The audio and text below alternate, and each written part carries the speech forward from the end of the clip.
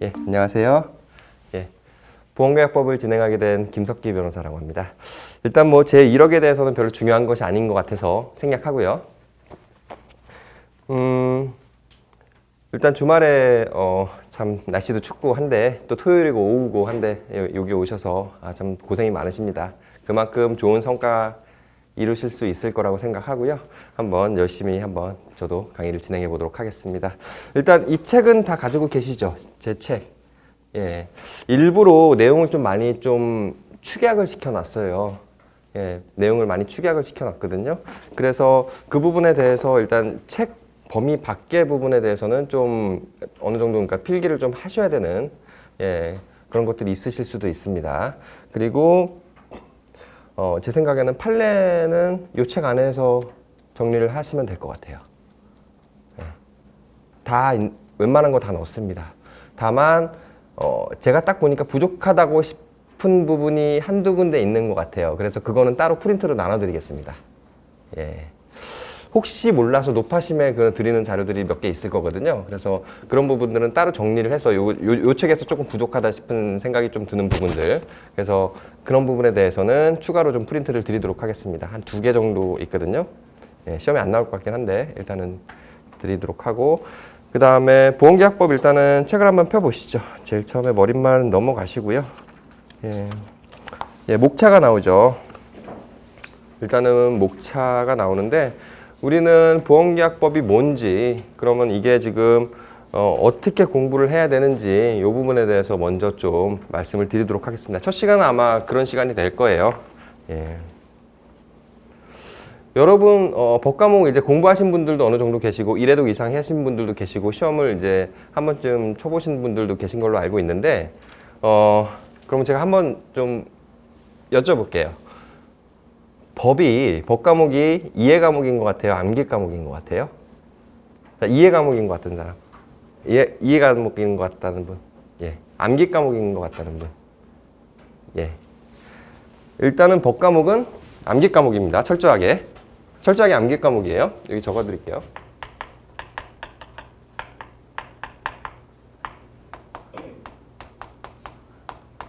에어닫기 진짜 많죠. 그쵸? 철저하게 암기 과목입니다. 예, 이해 과목이라고 손드신 분께는 정말 죄송한데, 예. 사실 제 주변에 법 관련해서 이게 저희 사무실에서 저희 로펌에도 이제 실장님들이나 이제 사무장님들 계시지 않겠습니까? 그분들은 저희 집행하는 업무 도와드리고 하면서 어느 정도 법에 대해서 알고 계세요. 근데 그분들이 항상 이해하는 과목 아니냐 이렇게 말씀하시거든요. 좀 죄송하신 말씀인데, 이해는 개뿔. 암기 과목입니다. 암기 과목. 아시겠죠? 예. 철저히 암기 과목입니다. 다만 여러분께서는 그 내용에 대해서 좀 정확하게 이해를 하시는 게 좋아요. 왜냐? 암기사항이 너무 많습니다. 너무 많아서 그 암기사항을 좀 줄여보고자 체계적인 내용에 대해서 전반적으로 이해를 해야 되는 거고 어떤 제도가 나왔으면 그 제도가 그 취지가 뭔지 그 다음에 그 성질이 뭔지 그 다음에 여기에서 중요시하고 있는 논점들이 뭔지 이런 것들을 체계적으로 좀 이해를 하셔야 됩니다. 그래야 암기사항을 줄일 수 있어요. 물론 암기사항에 대해서는 제가 별 수단 방법을 동원하지 않고 희한하게 좀 제 나름대로 암기할 수 있는 방법을 좀 마련해 드릴 겁니다. 오늘도 몇 개 보게 되실 거예요. 예. 좀 부끄럽게 두 문자 따고 이런 것들이 있을 겁니다. 그런데 어쨌든 간에 철저하게 암기 과목입니다. 암기 과목인데 암기하는 시간은 근데 아무 생각 없이 암기하면 너무 어렵죠. 그렇죠? 예. 저도 그러니까 대학교 1, 2학년 때 정말 아무 생각 없이 암기하다 정말 죽을 뻔했거든요. 그러다가 이 과목은 법이라는 건 내 적성이 아닌 것 같다 막 고민을 하다가 사실 계속 어떻게 하다 보니까 이제 친구들의 이제 좋은 공부 노하우도 배우고 이래가지고 일단은 그 방법을 터득했는데 암기를 하되 이해가 바탕이 돼서 암기를 줄여야 되고요. 다만 실제 시험장에서는 보험계약법 같은 경우에는 이제 지문도 길고요. 보험업법은 요즘 막 빡세해가지고 지문 더 길어졌는데 일단 기본적인 시간이 부족합니다. 시간이 부족하기 때문에 여러분께서 교재를 보고 이해하신 내용을 시험장 가가지고 그 지문을 보시면서 이해하려고 그러면 시간이 늦습니다. 그냥 정말 기계적으로 풀어야 돼요. 딱 보고 줄 긋고 이 부분 틀렸네? 오케이. 틀렸네? 정답. 이런 식으로 찍으셔야 되거든요. 그러려면 기본적으로 다 암기하셔야 됩니다. 다만 이해를 바탕으로 하는 암기가 돼야 된다는 점. 그리고 기타 공부하시는 방법에 대해서는 뭐 유튜브라든지 아니면 카페 네이버 카페라든지 뭐 그런 부분에 이제 공부법에 대한 제 이제 동영상이 올라져 있으니까 그 부분 한번 좀 보시면서 참고를 해주셨으면 좋겠습니다. 그때 강의 오셨었죠, 그렇죠? 아, 예. 그때 이제 말씀드렸던 부분들을 좀 참고를 하셨으면 좋겠고, 그 다음에 한 가지 좀 궁금한 게 혹시 왜냐면 책을 이제 이거 처음 보시는 거잖아요, 그렇죠? 처음 보시고 그런 상황이라면 처음에는 연필로 줄을 긋는 게 필요한 것 같습니다. 그래서 말씀을 드리는 거고, 처음에 연필로, 그 다음에 볼펜으로, 그 다음에 형광펜으로, 나중에는 형광펜 친 부분이랑 볼펜으로 표시하는 부분만 간단하게 읽고 정리하고 시험장 가시는 겁니다. 그렇게 되기 때문에, 그리고 또 줄 긋는 게 제대로 되어 있지 않잖아요, 솔직히 처음에 줄 긋을 때는. 그 다음에 딱 책을 보면 이거 내가 왜 줄 긋지? 이거 필요 없는 부분이야, 이럴 수도 있고, 그 다음에 볼펜으로 잘못 이제 막 썼다가 그 부분에 대해서 이거는 정말 필요 없는 부분인데 지우는 게 나아요, 차라리 시간 낭비 줄이기 위해서. 그래서 처음에는 이제 좀 연필로 줄 긋는 거 표시를 해주시는 게 좋을 것 같습니다. 일단 우리 보험계약법 한번 보시지다. 일단 보험계약법.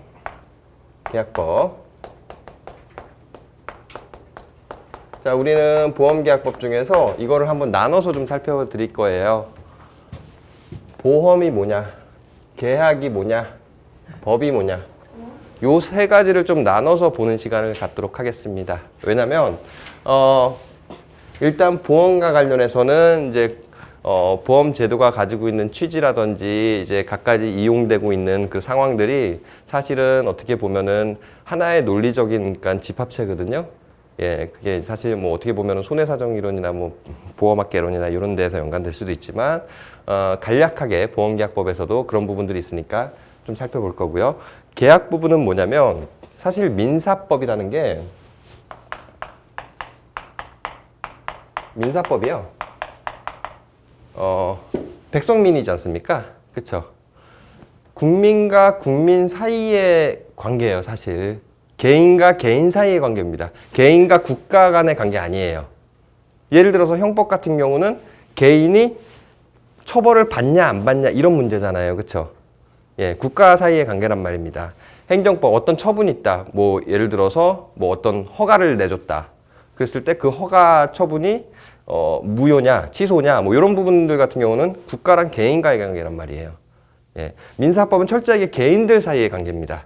물론 개인에는 법인도 포함되고 회사도 포함되고요. 자연인이라고 해야 되고 그냥 사람을 얘기를 하는데 어린아이도 포함되고 할머니, 할아버지도 포함되고 젊은 사람들도 포함되고요. 예, 철저하게 개인 사이의 관계이기 때문에 여기에서 제일 중요한 부분은 개인의 권리 의무입니다. 권리 의무. 개인들 사이의 권리 의무가 가장 중요해요. 예. 어떻게 보면 권리 의무를 얘기한 법이 민사법이라고 보면 돼요.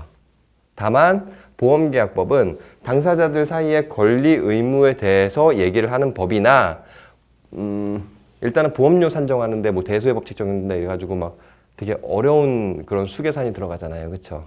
그리고 보험금 책정할 때도 그러고 그 다음에 여러 가지 과정을 거친단 말이에요. 상당히 기술적인 법이에요. 그러다 보니까 그냥 아무것도 모르는, 예를 들어서 사춘기 한 14살, 15살짜리 애를 데리고 보험에 대해서 설명하면 잘 이해를 못해요. 예. 상당히 기술적인 법이에요. 다만 보험계약법은 깊이는 없습니다.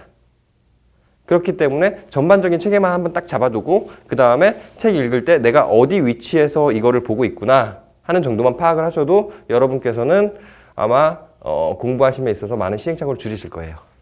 예, 그건 제가 확신할 수 있습니다. 일단은 개인의 권리 의무에 관한 법이기 때문에 한번 보겠습니다. 일단 우리 계약 먼저 보는 겁니다. 계약을 첫 번째로 보고 보험을 두 번째로 보고 세 번째는 법을 세 번째로 좀 볼게요. 자, 계약 적어 놓고요.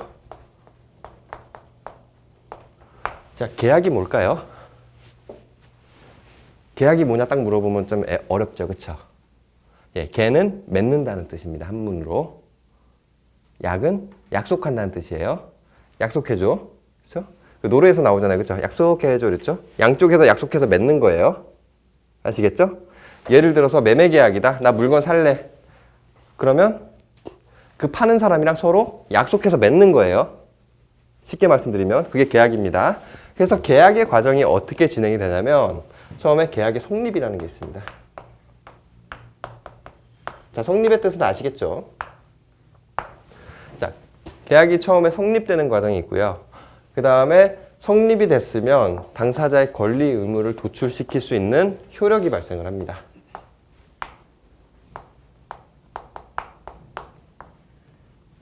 그리고 당사자의 권리 의무가 막 생기고 나서 어느 정도 시간이 지나면 특히 보험계약 같은 경우는 뭐 만기가 정해져 있으면 그 만기에 아니면 뭐 보험사고가 발생했을 때 보험계약이 끝나는 걸로 처리가 되면 보험사고가 발생하고 나서 계약이 소멸되는 과정을 겪게 됩니다. 자, 계약은 이 세 가지 과정을 거치게 돼요. 일단은 여러분께서는 그러니까 가장 민사법에 대한 기본이라고 하는 민법에 대해서 일단은 민법에 대해서 제대로 공부하실 기회가 없기 때문에 보험계약법을 이해하시는 데 상당히 어려운 측면이 좀 있거든요. 그래서 이번 시간에는 좀 계약의 성립 효력 소멸이 어떻게 진행되는가를 좀 보는 겁니다. 예. 그래서 계약이 성립되기 위해서는 자, 어떤 것이 뭐 하기 위해서는 특히 법에서는 요건이라는 게 필요하죠. 그렇죠? 요건이라는 게 필요해요. 그래서 성립 요건이 나옵니다.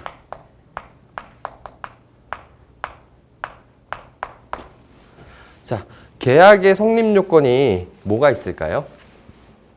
예를 들어서 우리 하나의 예시를 한번 들어볼까요? 자, 갑이라는 사람과 을이라는 사람이 있다고 칩시다. 자, 갑이라는 사람이 이제 집을 팔기 위해서 내놨어요. 아파트를 팔기 위해서 부동산 중개업체에 내놨어요.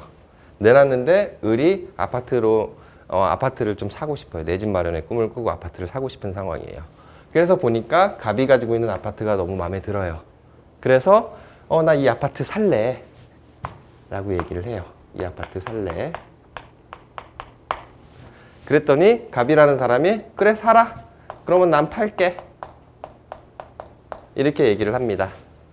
자, 이런 상황이면 둘 사이에 살래 팔게. 자, 의사가 일치하죠. 그쵸? 그래서 얘네들 사이에 계약이 이루어지게 됩니다.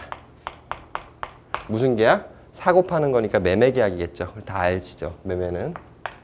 살매, 팔매입니다. 사실. 매매 계약이라는 게 이루어지는데 여기서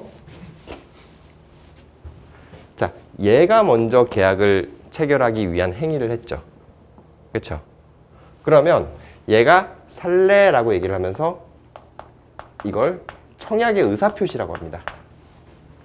청약은 약속을 청하는 거예요. 예. 약속을 청하는 거고, 자, 그래, 팔게. 이러면 이거는 청약에 대한 승낙이라고 합니다. 그래서 통상적으로는 계약이 성립되기 위해서는 요 청약과 요 승낙이 있으면 된다고 얘기를 합니다. 하는데 다만 일반 민사법 논리에 따르면 계약이 성립되기 위해서는 자, 이렇게 얘기를 해요. 당사자가 있고요.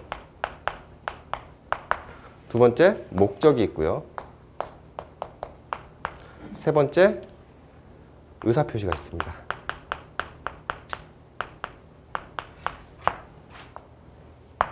자, 계약이 성립되기 위해서는 당사자가 있어야 되겠죠. 이렇게. 물건 가지고 있는 사람이 있어야 될 거고 그 물건을 사려는 사람이 있어야 될 겁니다. 예, 당사자라고 합니다. 이거를. 자, 우리 이런 얘기 하죠. A라는 사람이랑 갑이라는 사람이랑 B라는 사람 을이라는 사람이랑 갑이 을한테 뭐라고 얘기를 해요? 야, 이 당사자야. 이런가요? 아니죠. 야, 이 상대방아. 그러죠. 그쵸? 당사자는 본인과 상대방이 있는 거예요. 그쵸? 갑이 을한테 야, 이 당사자야 이러진 않잖아요. 그쵸? 그래서 야, 이 상대방아 이렇게 얘기를 하는 겁니다.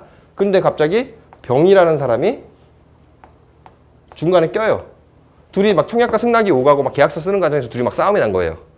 싸움이 났는데 병이라는 사람이 왜 싸워? 너는 이게 잘못됐고 너는 이게 잘못됐네. 막 싸워요. 그러면 뭐라고 하죠? 제3자는 빠져. 이렇게 얘기하죠. 그쵸? 이 사람을 제3자라고 하는 거예요. 자, 여기서 우리 일단은 개념을 배웠네요. 본인, 상대방, 둘이를 합쳐서 당사자라고 하는 거고요. 예. 당사자를 제외한 나머지 사람을 제3자라고 하는 겁니다. 예. 그 법 규정에 가면 뭐 제3자에게 대항하지 못한다. 그 다음에 뭐 제3자가 어쩌고저쩌고 막 이런 게 나오잖아요. 그쵸?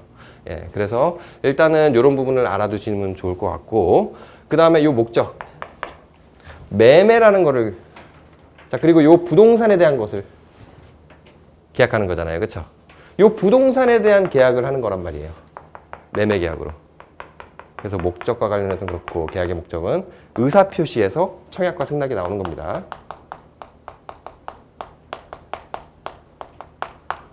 자, 의사. 내가 마음속에 가지고 있는 거죠. 그렇죠? 내가 마음속에 가지고 있는 건데 이걸 어떻게 해요? 표시. 밖으로 표현하는 겁니다. 민법에 있어서 사실 의사표시라는 건 상당히 되게 중요하게 생각을 해요. 그리고 공부하셨던 분들은 아시겠지만 뭐 고지의무 위반과 관련해서 뭐 차고 취소라든지 아니면 사기 취소라든지 이런 것들이 뭐 중첩적으로 적용되냐 아니면은 하나만 적용되냐 뭐 이런 논의가 있는데, 그런 것들도 차고라든지 사기라든지 이런 것도 다 의사표시입니다. 의사표시의 내용이요. 의사표시. 그러니까 내가 가지고 있는, 내가 어떤 의사를 가지고 있어요. 그러니까 뭐 예를 들어서 이 아파트를 팔려는 의사를 가지고 있어요. 그러면 아파트를 왜 팔게 됐지? 그럼 동기가 있을 거 아니에요. 그렇죠?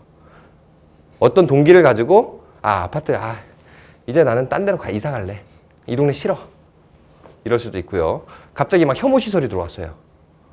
예를 들어서 구치소가 들어왔어요.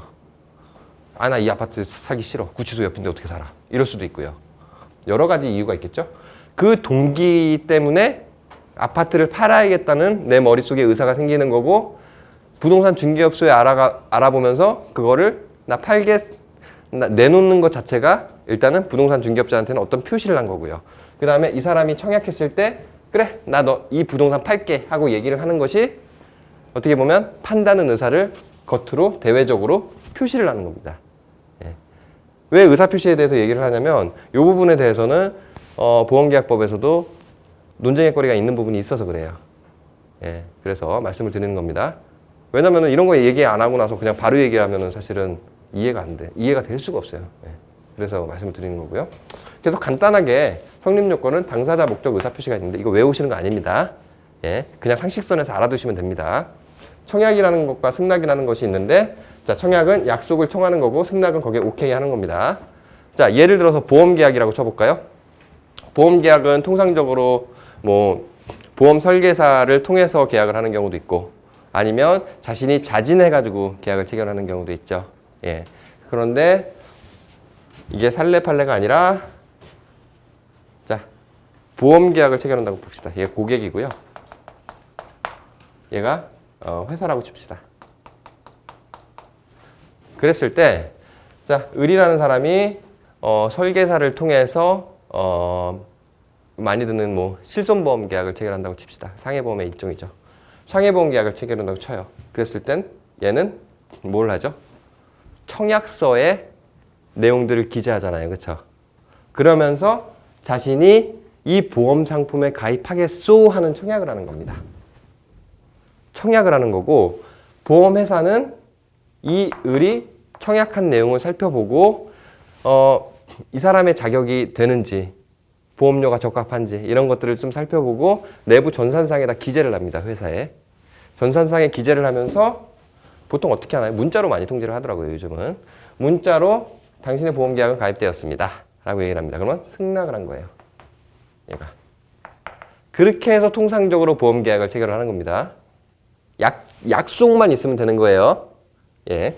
뭐 낙성계약 뭐 나중에 이따가 나올 텐데, 약속만 하면 계약이 성립이 되는 겁니다. 그래서 통상적으로 계약 성립은 청약과 승낙을 얘기를 하는 겁니다. 왜? 우리는 법에서 이 상법 조문도 마찬가지거든요. 통상적으로 우리가 알고 있는 일반적인 원칙에 대해서는 법에서 특별히 설명을 하지 않아요. 왜냐? 당사자들끼리 자유롭게 정하면 되니까. 다만 예외적인 사항에 대해서만 법에서 정해놓는 게 통상적입니다. 청약이랑 승낙, 이거 민법 조문에 있어요. 근데 왜 상법에 규정이 되어 있냐? 특수한 예외적인 상황들이 있어서 그러는 겁니다. 예, 상대적으로 약자인 보험 계약자를 보호하기 위해서 사실은 예, 그런 측면들이 있어서 청약과 승낙에 대한 그런 상법 규정이 생긴 겁니다. 자, 일단은 성립은 여기까지 하고요. 그래서 당사자, 예를 들어서 제3자가 계약을 체결했다. 물론 그러니까 민법상 엄밀히 얘기하면 제3자가 다른 사람의 소유의 부동산을 가지고 매매 계약 체결해도 상관없습니다. 하긴 하지만 우리는 이 두 사람의 한정에서 얘기하면 얘가 계약 체결할 수 없죠. 그렇죠? 당사자가 맞지 않다든지 목적이 매매 계약 체결을 하려고 그러는데 계약서상 임대차 계약에 대한 내용이 딱 나와요. 안 되죠. 그렇죠? 이게 구비되지 않다든지 청약과 승낙이 제대로 구비되지 않다든지 그럼 어떻습니까? 계약 자체가 성립되지 않는 겁니다. 그거를 불성립이라고도 해요. 불성립. 그래서 계약이 성립되면 효력이 발생하는지 여부를 따지는 거고 성립이 안 되면 그냥 불성립돼서 없는 걸로 그냥 치는 겁니다. 아예. 예, 그렇게 생각하시면 돼요. 그 다음에 효력 부분에 대해서는 자, 좀 늘릴게요. 효력을 한번 살펴보겠습니다. 자, 통상적으로는 이렇게 생각할 수 있어요.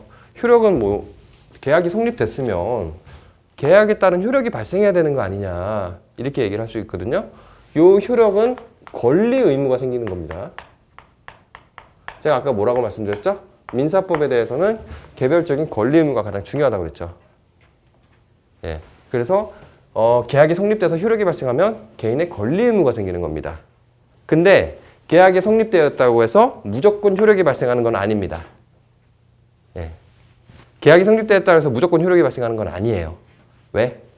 예를 들어서 갑이랑 을이랑 매매 계약을 체결을 했는데 갑이라는 사람이 을을 속인 거예요. 원래 이 부동산의 시가가 3억인데 이거를 8억에 팔아요. 속였죠? 그러면 이건 하자가 있는 거잖아요. 그렇죠? 아니면 갑이라는 애랑 을이라는 애가 둘이 매매 계약을 체결했는데 부동산 중개업체를 끼지 않고 계약을 체결했어요. 근데 알고 보니까 갑이라는 애가 자신의 부동산 등기부등본을 보여주지 않았어요. 근데 얘가 가지고 있는 부동산이 경매로 지금 경매 절차가 진행 중인 거예요. 을은 매매 계약을 체결해도 경매로 날릴 부동산을 산 거예요. 어때요? 하자가 있는 거죠. 사기거든요. 민법 110조의 사기로 인한 의사표시거든요. 그렇게 의사표시에 하자가 있었을 때 효력이 발생될 수 있을까요? 없어요. 아시겠죠? 자, 그 다음에 매매 계약을 체결했는데 사람에 대한 매매 계약을 체결했다고 칩시다. 가능한가요? 옛날에는 노예제도가 있었지만 없잖아요. 헌법에서도 평등을 외치고 있잖아요. 그리고 전 세계적으로 노예 계약은 안 되잖아요. 그렇죠? 특히 우리나라에서 안 되잖아요. 사람에게 대한 매매 계약을 체결했으면 계약은 성립한 건 맞습니다. 근데 효력이 발생할까요? 발생하지 않아요. 자, 그래서 효력 발생 요건에서는 대표적으로 여러 가지 쫙 있지만 적법해야 돼요. 적법하고 타당해야 됩니다. 이 계약이. 법률행위라고도 하거든요. 근데 그 개념은 너무 그러니까 추상적이고 그다음에 이제 거기까지는 아실 필요는 없을 것 같고 적법하고 타당해야 돼요. 예를 들어서 사람에 대한 노예 계약을 체결했다고 칩시다. 이거는 나중에 배우시게 됐지만 103조 민법 자, 여러분 이거는 몇 조라는 얘기입니다. 예. 몇 조라는 얘기예요, 이거.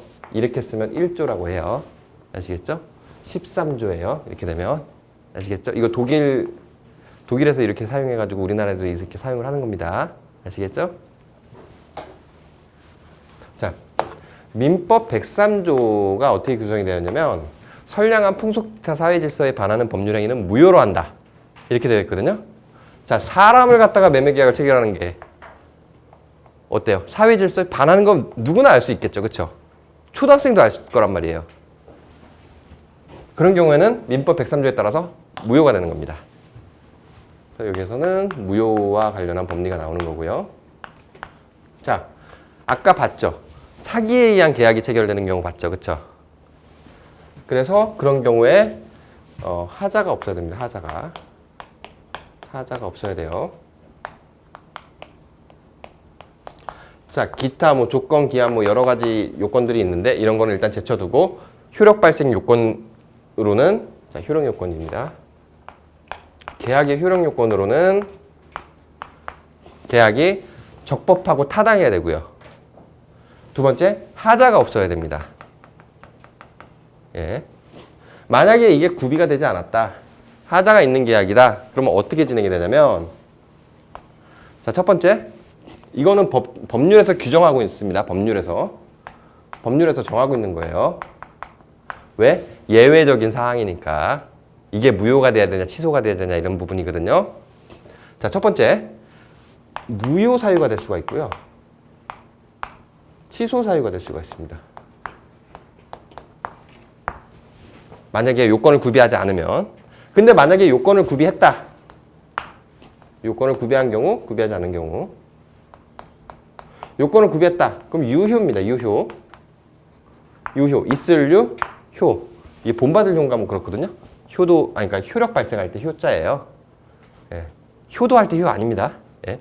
어쨌든 이게 효력을 발생한다는 거예요. 있다, 있을 유, 효력. 효력이 있다는 얘기죠. 그쵸? 자, 효력이 발생해서 유효로 되었을 때 양 당사자, 아까 본인이랑 상대방이라고 했죠? 제3자 빠지라고. 그쵸? 당사자의 권리 의무가 도출이 되는 겁니다. 예. 이게 민사법 체계에서 제일 중요해요, 사실. 근데 만약에 이 효력 발생 요건이 구비가 안 됐다.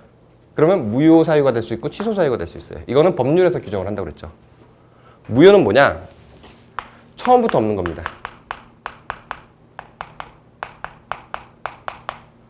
없는 것. 예를 들어서 사람에 대한 매매 계약을 체결했을 때, 자, 이 매매 계약이 어때요? 처음부터 아예 존재하지 않는 걸로 보는 거예요. 무효면. 아시겠죠? 돈이 오갔다? 다 반환 관계로 다 서로 반환해줘야 돼요.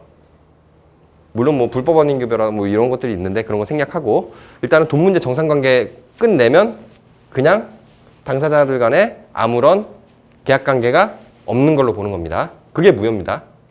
그걸 뭐 소급해서 뭐 어쩌고저쩌고 얘기를 하죠. 처음부터라는 얘기가 소급한다는 얘기거든요.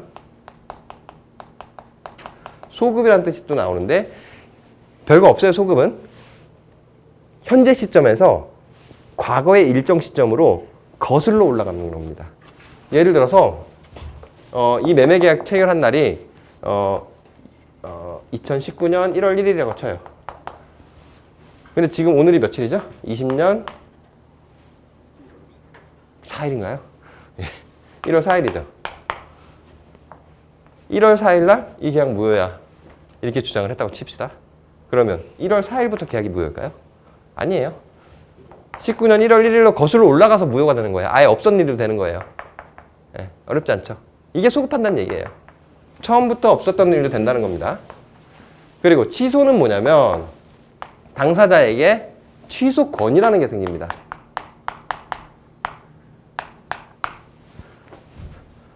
자, 뭐 어린 애들끼리 뭐 이런 말 하죠. 나 뭐뭐 할래. 아, 취소. 뭐 이런 식으로 얘기하죠. 그쵸? 그거랑 의미가 비슷하다고 생각하시면 돼요. 사실 무효는 아예 처음부터 없는 거지만 취소는 취소권이라는 게 생겨요. 권리예요. 권리. 사기로 매매 계약을 체결했어요. 그랬을 때 을한테는 취소를 할 수 있는 권리가 생기는 거예요. 만약에 을이 취소할 수 있는 권리를 행사를 했다고 칩시다. 행사를 했다고 치면 이거는 법률 효과가 무효와 같이 되는 거예요. 처음부터 없는 게 되는 겁니다. 근데 만약에 저희 사기로 인한 계약과 관련해서 만약에 나 그래도 그냥 살래. 이 아파트 뭐 나중에 뭐 많이 오를 것 같고 예를 들어서 3억짜리를 8억에 샀다고 그래도 나중에 이게 한 20억까지 오를 것 같아.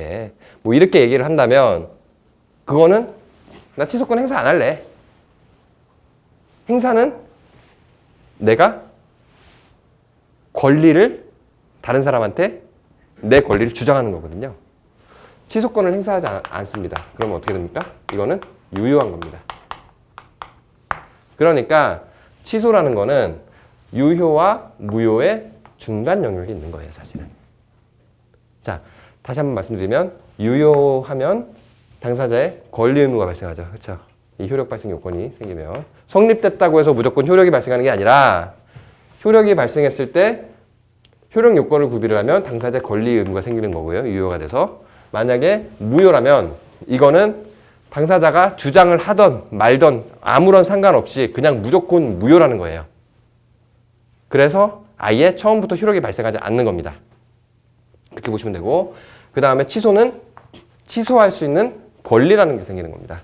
그래서 권리를 행사했을 때 유효, 권리 행사하지 않았을 때, 거꾸로네요. 권리를 행사했을 때 무효, 권리 행사하지 않았을 때 유효. 그래서 이 유효인 경우도 당사자의 권리 의무가 생기는 겁니다. 이렇게 생각을 하시면 됩니다. 예. 그 다음에 당사자의 권리 의무가 나오고 계약이 소멸되는 과정을 거치는 겁니다. 자, 소멸과 관련해서는 뭐 해지, 실효가 보통 보험에서 많이 나오죠.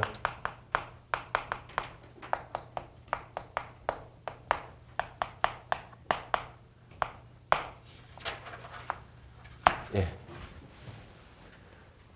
자, 해지 다 해지권입니다. 권한을 행사해야 되는 거예요, 이것도. 권한을 행사를 하면 해제권이라는 거는 사실 민법에 있어요. 민법에 있는데 상법엔 좀 특이하게 되어 있어요. 해제된 것으로 본다 이래가지고 뭐 간주 규정 뭐 이런 식으로 나와 있는데 이따가 간주랑 추정 한번 살펴볼 겁니다. 근데 해제권이라고 해서 권리가 생기는 겁니다. 그래서 해제권을 행사하잖아요. 그러면 이거는 처음부터 없는 일로 치는 겁니다.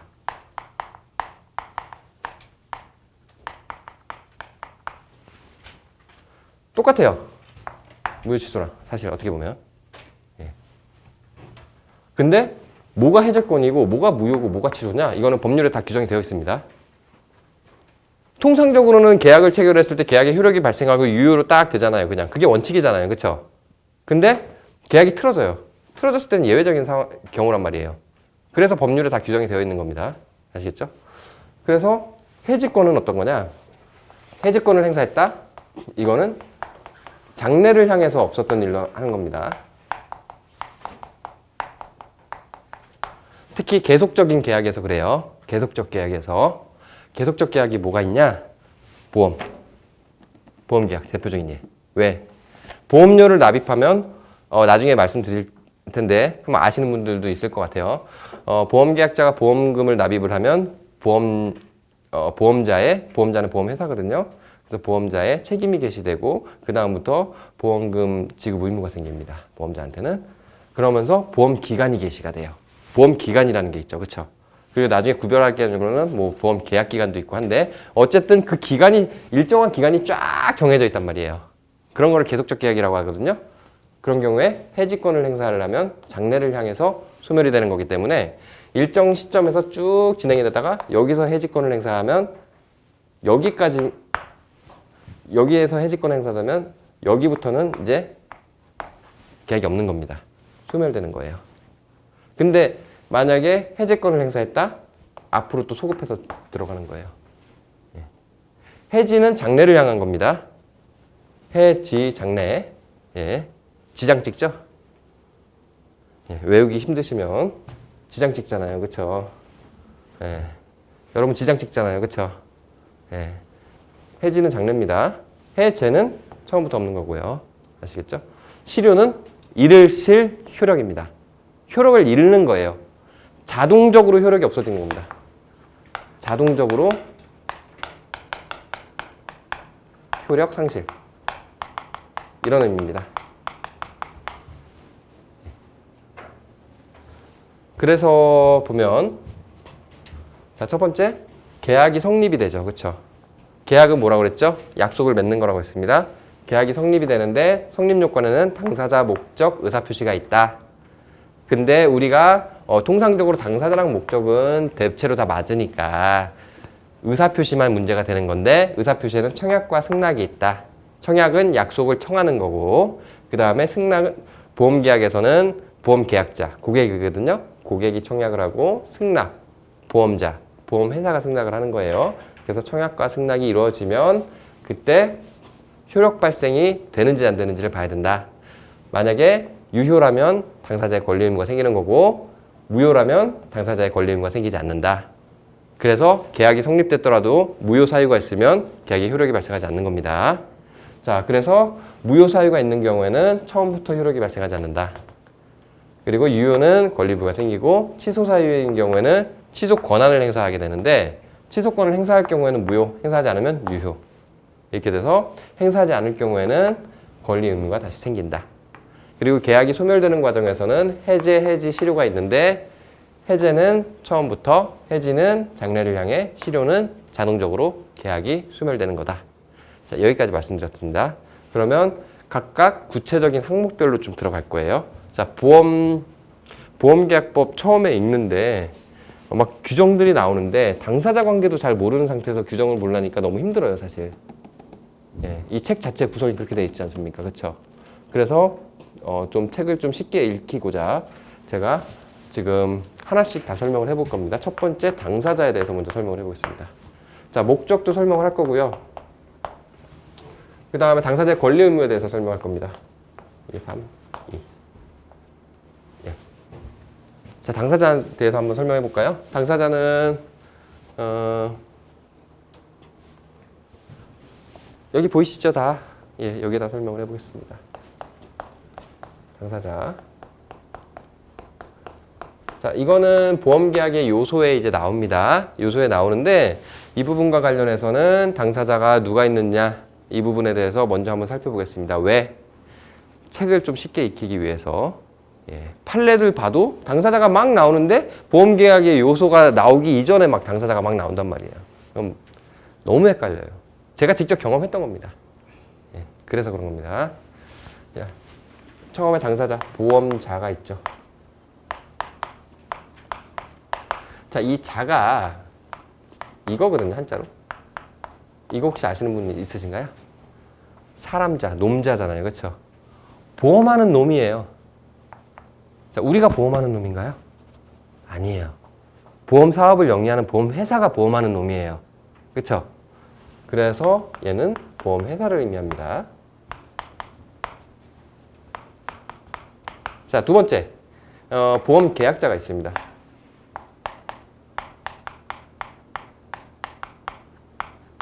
간단하게만 보시고 갈 거예요. 자, 보험 계약을 하는 놈이에요. 저도 보험 계약을 하는 놈이겠죠, 그렇죠? 여러분들도 보험 계약을 하는 놈은 좀 그렇고 사람이시죠, 그렇죠? 네. 어떻습니까? 보험회사와 보험 계약을 체결을 하는 사람을 얘기하는 거예요. 그래서 고객을 의미합니다. 이거 두 개는 쉽게 아시겠죠, 그렇죠?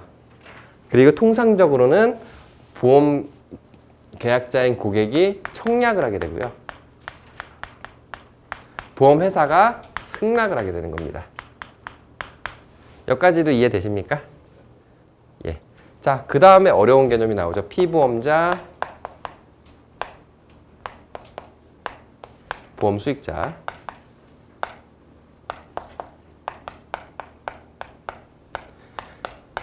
자, 피보험자, 보험 수익자의 개념을 좀 익히기 앞서서 우리 또 돈에 대해서 좀 볼게요. 이 두 가지 개념을 일단 알아두시고, 자, 보험료라는 게 있고요. 보험금이라는 게 있습니다.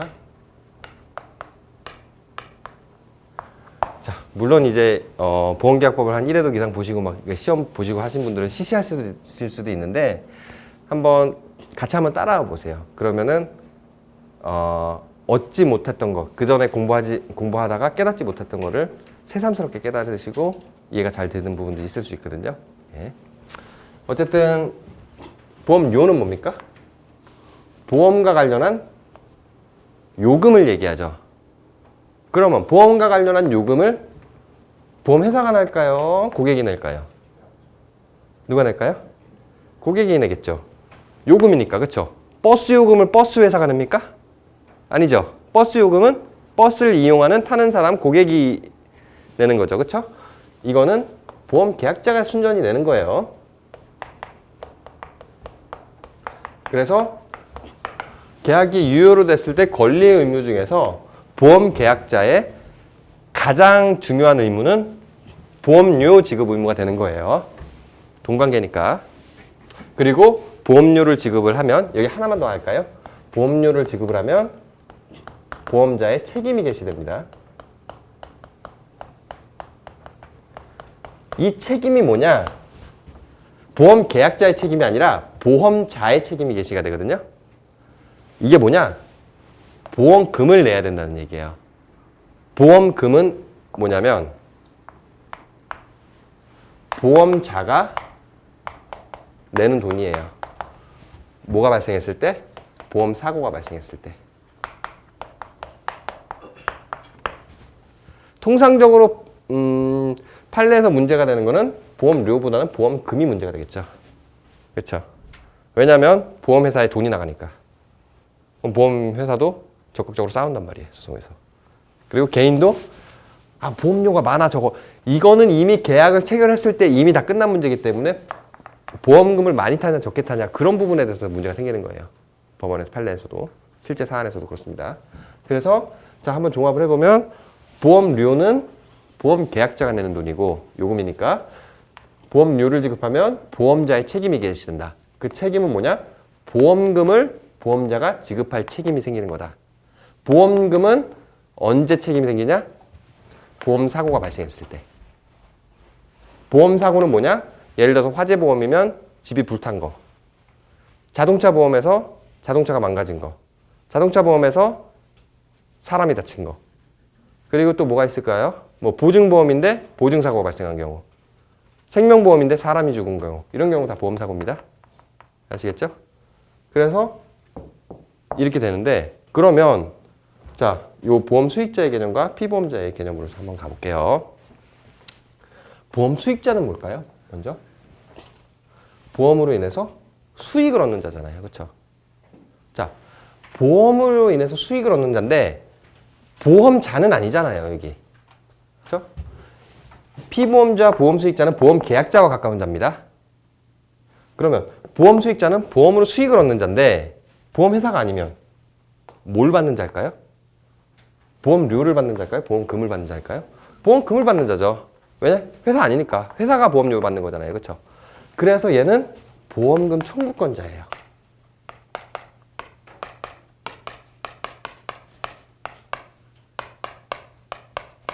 자, 보험금을 알겠는데 청구권은 뭐예요? 청구권은 나의 권리를 주장해서 행사할 수 있는 권한을 얘기합니다. 청구할 수 있는 권한. 예를 들면 손해배상 청구권. 손해배상을 청구할 수 있는 권한. 청구는 요청해서 구한다는 얘기예요.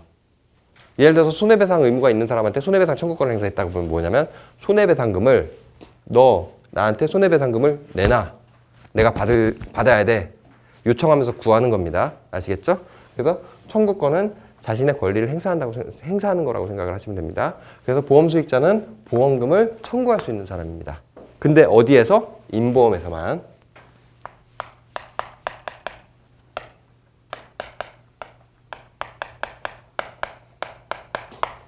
임보험은 생명보험, 상해보험, 질병보험 이 세 가지입니다. 상법상 분류에 따르면. 물론 보험업법상 분류는 또 다른데 어쨌든 우리는 보험계약법상 분류만 볼 겁니다. 그래서 생명보험, 상해보험, 질병보험인데 임보험에서만 보험금 청구권자가 보험 수익자인 거예요. 자, 우리 상법상 분류는 임보험과 손해보험이 있습니다. 이거는 목적에서 이따가 볼 건데 자, 그러면 임보험에서는 보험 수익자가 보험금 청구권자가 돼요. 자, 그럼 피보험자가 임보험에서는 어떻게 될까요? 보험금 청구권자가 될 수가 없겠죠. 그렇죠? 자, 보험의 대상 객체가 됩니다. 생명보험에서 그 생명, 상해보험에서 상해는 뭐죠? 사람이 다친 거 얘기하죠. 그렇죠? 상해보험에서 그렇죠. 그 신체, 예. 질병보험에서도 뭐 신체가 되겠죠. 그 대상을 얘기하는 거예요. 임보험에서는. 자, 그럼 손해보험 나왔죠. 손해보험. 손해보험에서는 피보험자가 뭐가 되냐? 손해보험에서는 보험 수익자의 개념이 있다고 그랬어요? 없다고 그랬어요? 없어요. 아시겠죠? 자, 손해보험의 시옷, 보험 수익자의 시옷 없어요. 아시겠죠? 그러면 손해보험에서 피보험자는 보험금 청구권자가 되는 겁니다. 일단은 여기까지만 알아두십시오. 요소에서 자세히 배울 거예요. 자, 한번 종합을 해보면 보험자는 보험하는 놈이니까 보험회사다. 승낙하는 자고, 보험계약자는 고객으로서 청약하는 자다. 자, 먼저 보험 수익자 보면 임보험에서만 있고요. 보험금 청구권자자. 피보험자는 임보험에서는 보험금 청구권자가 될 수 없으니까 보험의 대상 객체가 되는 거다. 손해보험에서는 피보험자가 보험금 청구권자가 되는 거다. 자, 이걸 알아두시면 됩니다. 그리고 보험료 보험금 알았고, 그 다음에 두 번째, 자, 요 목적 부분과 관련해서 상법에서 분류하고 있는 보험의 분류에 대해서 한번 볼까요? 자, 우리 상법은 손해보험과 임보험으로 나누고 있습니다. 이거는 대부분 아시고 계실 것 같은데 혹시 이거 모르시는 분 있으십니까? 괜찮습니다. 어차피 강의 끝날 때 되면 실력이 다 비슷해질 거기 때문에. 임보험, 손해보험, 임보험으로 우리 상법이 나누고 있다는 거 모르시는 분 혹시 계십니까? 다 아시네요. 자, 손해보험에는 어떤 것들이 있냐면, 자, 화, 웅, 해, 채, 자, 보, 플러스 재. 저는 이렇게 외웠었거든요. 화운의 책자보 플러스 재. 예. 화재보험, 운송보험, 해상보험, 책임보험, 자동차보험, 보증보험, 재보험. 재보험은 왜 플러스 했냐면 책임보험 규정 안에 있거든요. 예. 이거는 나중에 그러니까 책을 읽어보시면 자연스럽게 아시게 될 내용이에요. 이거 외우실 필요 없습니다. 절대로. 아시겠죠? 그냥 임보험은 생명보험, 상해보험, 질병보험. 이 세 가지가 있습니다. 자, 요 생명보험에는 사망보험, 생존보험, 생사혼합보험이 있습니다. 통상적인 분류에 따른 겁니다. 물론 예외적인 상품들도 엄청 많습니다. 자, 사망보험은 뭐죠? 일정한 시기에 사망했을 때 보험금을 지급하는 보험이겠죠. 생존보험은요, 일정한 시기까지 생존을 하면 그 생존의 혜택으로 주는 보험금을 얘기합니다. 자, 생사혼합보험은요, 사망보험과 생존보험을 결합한 상품입니다. 생명보험은 이렇게 나눠지고, 생명보험의 특징은 정액으로 지급이 될 수밖에 없겠죠. 이거는 계약을 체결할 때 금액이 정해져 있는 겁니다. 보험금이. 근데 대체로 금액은 정해져 있지 않습니다. 손해보험에서 엄청 중요한 요소긴 한데 그거를 이제 요 반대말을 이제 부정액이라고 하거든요. 근데 사실 부정액이 원칙이에요.